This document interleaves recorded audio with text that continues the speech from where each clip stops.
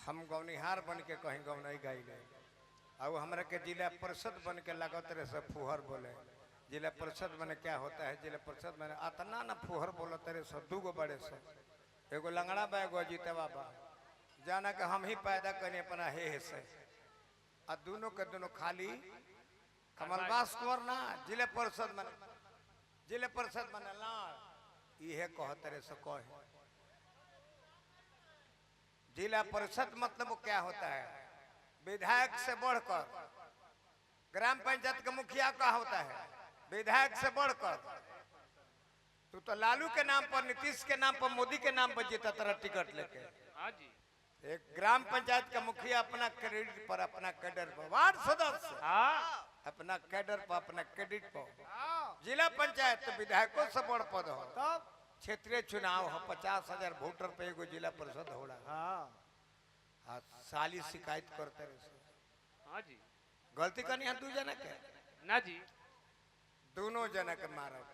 एक जना के रात हुरले बनी। अरे ना ना, अरे हमर प्रिय हो, अरे नाता हम जोर देनु तो हमर दोसर लाग जी है। ये हमर संगतिये के दामाद हवे भाई, बोतल गिलास फ्री में बियाह कैले जगतपुर पकड़ी में। हमारे साथी हार्ट फेल हो गई, गोवर्धन सिंह नाम रहे, बाकी पहले देखा सुनी हो गई रहे। देवे करे मोटरसाइकिल, देवे करे कुछ रुपया, कहने के रामा शंकर अब संगतिये मर गई तो कहाँ से दी ही, कहले जे जाए दी, फ्री में बियाह हो। कहने जे कनिया सुंदर बिया नु, कहले जे हाँ, बछरू निमन देले बिया नु, कहले जे हाँ। अरे रील पर रील बनता है घरी। इनका संगे गौनाई के दुगोला होला, रील बनाओ तर अपन मौगी संगे घरी। तार हम देखनी है बड़ा सचो बड़े पछले दुगोला गौनाई के गावो। तू गौनाई के ना गा के घरऊ बात के दुगोला गावे लगा तरह से। हम के हैं का हैं, कतना गरीब रहनी, कतना धनी भैनी, ई कुल का काम बा।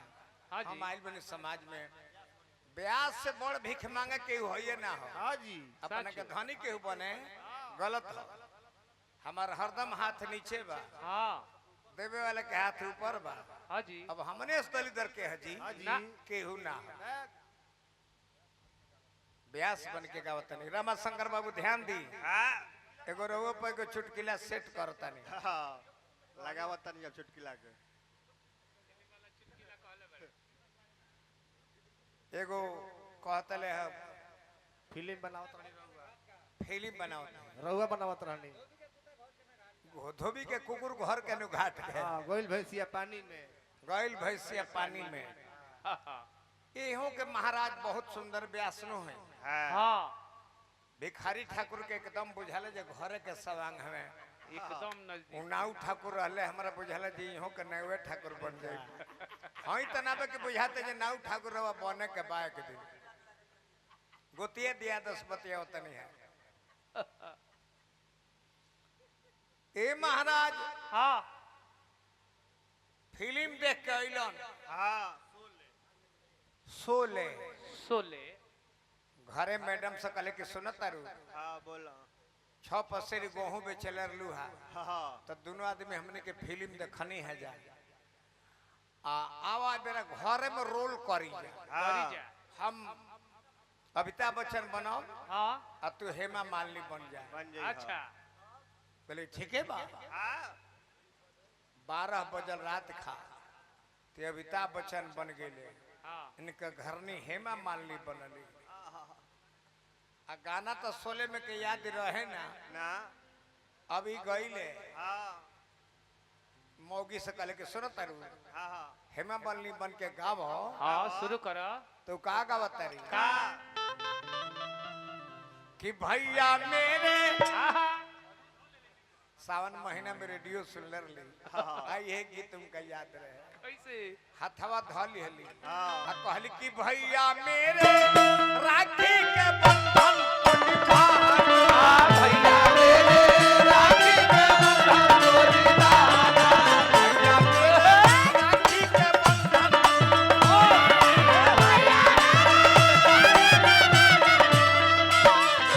भैया मेरे छोटी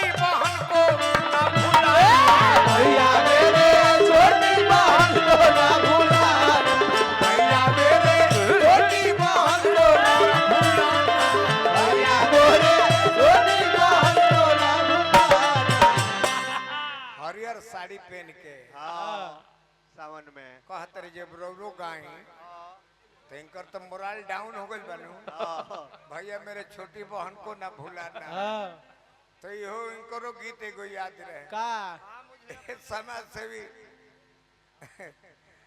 सामने बैठल बड़लो तो सुन फतेह नारायण जी अभी गावत रहे ओ मौगी के गोड़वे पर गिर के अचारवा ओढ़ के गावत रहे कि माँ मुझे अपने अचल में छिपा लो गले से लगा लो कि यहाँ मेरा कोई